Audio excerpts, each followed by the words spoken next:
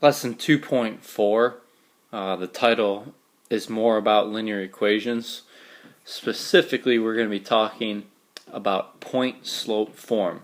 All right, this is another way in which we can write a line. In 2.3, we talked about slope-intercept form. In 2.4, we're going to be talking about point-slope form.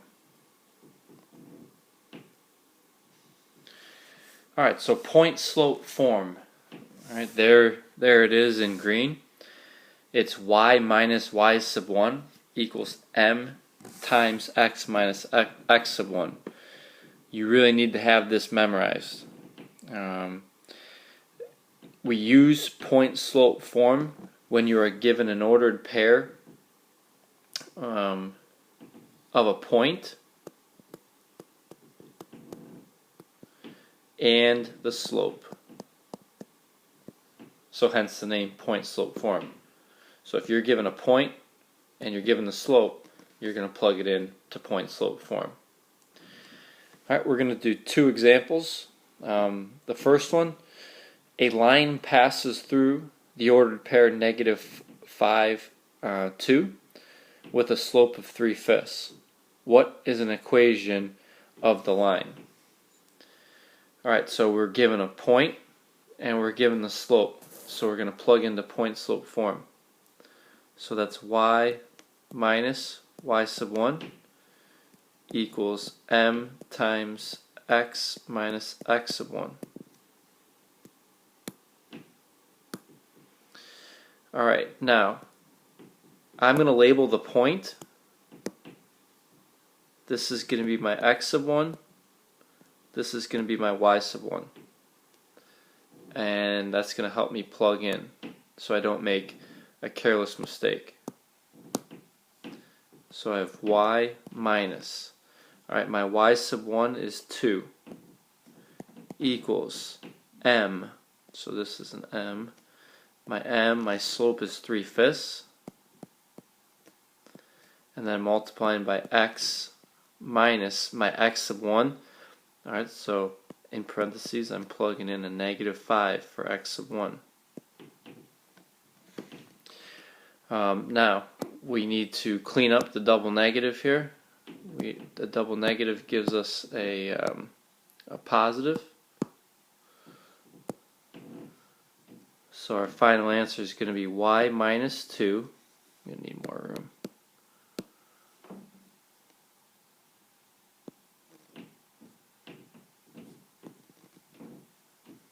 We'll write it up here.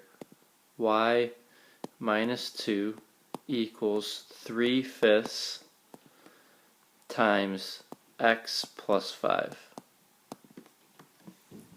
Okay?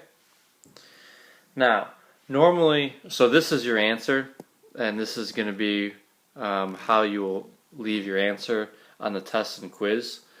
But normally what we do is once we have something in point-slope form, we write it in slope-intercept form. And the reason we do that is because it's easier to graph in a slope-intercept form. So we're going to do that right now. We're going to go take the next step. Alright, so in order to put something in slope-intercept form, remember that is the form y equals mx plus b.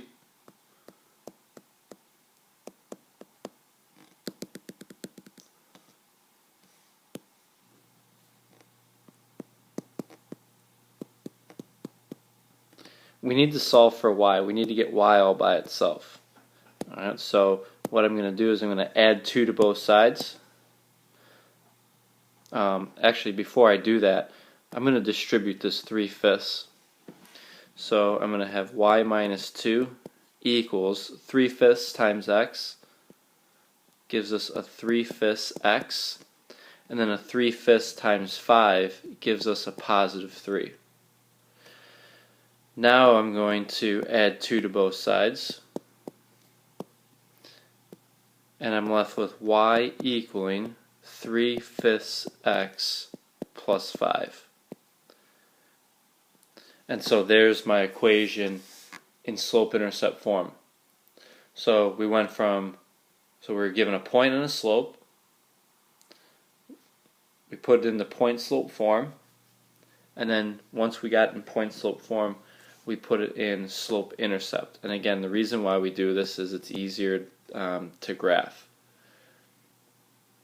Now on the homeworks that you're going to do, I want you to do this. I want you to put it into slope-intercept form as practice. Okay, so you're not going to submit the slope-intercept form answer, but I want you to do it for practice.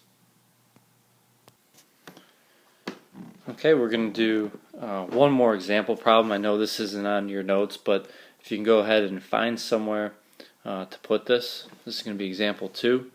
Again, we're going to put this into point-slope form, and then once it's in point-slope form, we're going to put it in slope-intercept form. So point-slope form, y minus y sub 1 equals m times x minus x sub 1.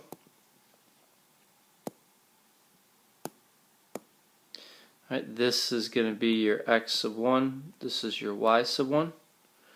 Alright, so make sure you plug in correctly.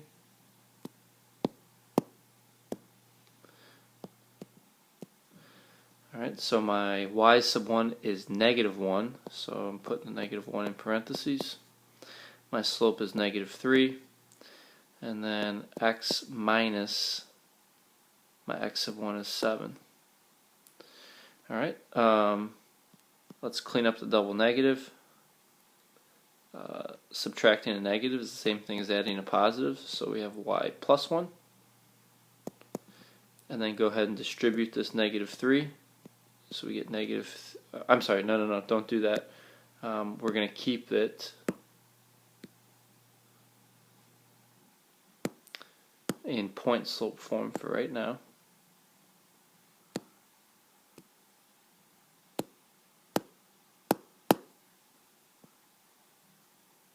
So erase that.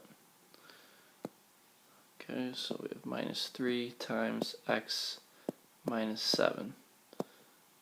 Alright, so now there's your answer in point-slope form.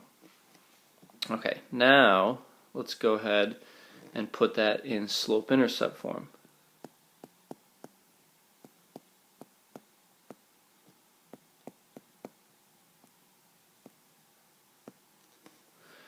Okay, now we're going to distribute the negative 3 to the x and to the negative 7. So negative 3 times x is negative 3x. Negative 3 times negative 7 is a positive 21. We're going to subtract 1 from both sides. And so we're left with y equaling negative 3x plus 20. Okay. And again, why do we go from point slope to slope intercept? It's easier to graph in slope intercept form. You may be asking yourself, why don't we just plug it right into slope intercept form? Because we were given the slope, yes, but we were not given the y-intercept.